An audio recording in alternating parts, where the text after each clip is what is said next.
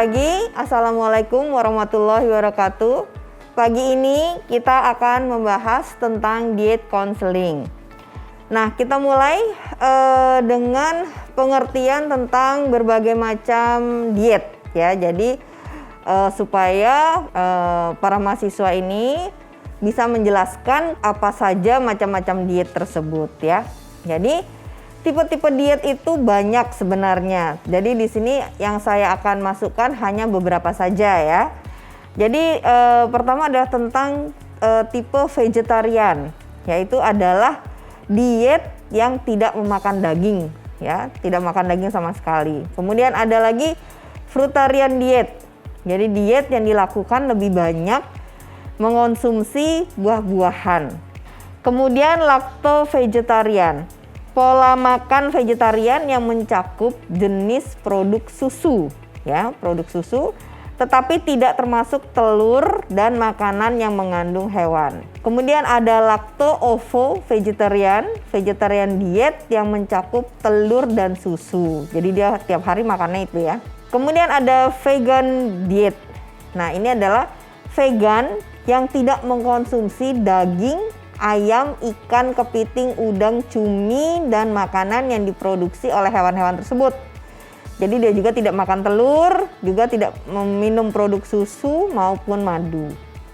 Dan masih banyak lagi sebenarnya. Ya, itu bisa dibaca nanti di buku Nizzel Papas ya, tahun 84. Kemudian tentang diet seimbang ya. Diet seimbang itu penting ya, karena sangat dibutuhkan oleh aktivitas organ-organ tubuh dan jaringan tubuh. Tanpa adanya nutrisi yang baik, maka tubuh seseorang akan lebih rentan terhadap penyakit, apalagi penyakit infeksi, kemudian terjadi kelelahan atau fatigue, dan bisa juga membuat penampilan seseorang itu tidak segar atau tidak bagus ya. Jadi Dental Health Diet Score ini adalah skor diet kesehatan gigi yang dapat mengukur risiko karies gigi. Dia diperoleh dari hasil asupan makanan yang memadai dari masing-masing kelompok makanan. Jadi makanan itu dikelompok-kelompokkan ya.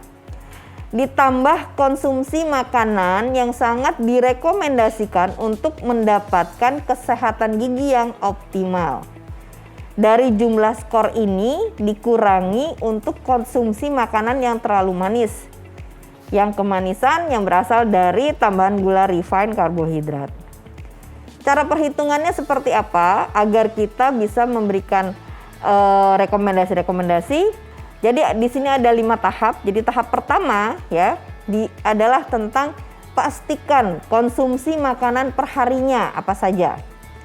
Kemudian buat daftar makanannya, di mana makanan dan minuman apa saja yang dimakan hari ini atau hari kemarin ya, itu bisa dibuat dalam waktu 1 minggu. Kemudian catat makanan dan cemilan ya, jumlahnya berapa kali yang dikonsumsi. Kemudian cara mempersiapkan makanannya. Jadi mempersiapkan makanan yang mau dimakan itu seperti apa? Apa dimasak ataukah tidak dimasak gitu ya. Kemudian berapa banyak gula yang dikonsumsi per hari. Jadi kalau dia sering minum soft drink, berarti di situ juga ada gula. Itu juga mesti diperhitungkan. Nah, kemudian pada tahap 2 ya, lingkari atau beri tanda makanan yang manis. Kemudian kelompokkan makanan-makanan yang sesuai ke dalam makanan yang tepat. Jadi ada kelompok makanan manis, kelompok makanan tidak manis, kelompok makanan yang tawar misalnya gitu ya. Kemudian tandai dan catat untuk setiap porsi makanan yang tercatat di dalam daftar makanan sehari-hari. Kemudian beri angka ya, beri angka pada makanan yang sudah dicek tadi. Nah, maksimalnya adalah masing-masing itu 24. Jadi maksimal skornya untuk per kelompok itu 24 ya. Nah, ini contohnya pada tabel ini bisa dilihat ya. Jadi misalnya susu. Susu itu 1 kali ya diminumnya, 8 mili misalnya. Nah, semuanya dikalikan 8 sehingga jumlahnya menjadi 24. Kemudian daging juga sama, dikalikan 12 sehingga menjadi 24 juga. Misalnya susu 3 kali sehari, 3 kali 8, 24. Makan daging 2 kali sehari, berarti 2 kali 12, jadi 24 gitu ya. Semua di total itu harus 96 jumlahnya. Kalau kurang dari 96 artinya seseorang itu ada kekurangan zat nutrisi tertentu gitu ya. Nah, pada step 3 di sini dituliskan daftar 10 nutrien. Jadi zat gizi esensial yang baik untuk kesehatan gigi dan mulut. Jadi dicatat lagi 10 ya, 10 zat. Itu minimalnya 10 ya. Di dalam nutrien evaluasi chart terdapat daftar makanan dengan penjelasan makanan sehat untuk gigi. Jadi situ dituliskan. Nah, sekarang adalah pada tahap 4 kita buat daftar kelompok makanan-makanan manis. Ya, ini kita akan menilai sweet score namanya ya. Jadi nilai manis. Nah, makanan manis ini kita kelompokkan ya, ada cairan ya, bentuk cairan dan manis ya, itu. Kemudian ada yang padat dan lengket ya, tapi dia juga manis ya.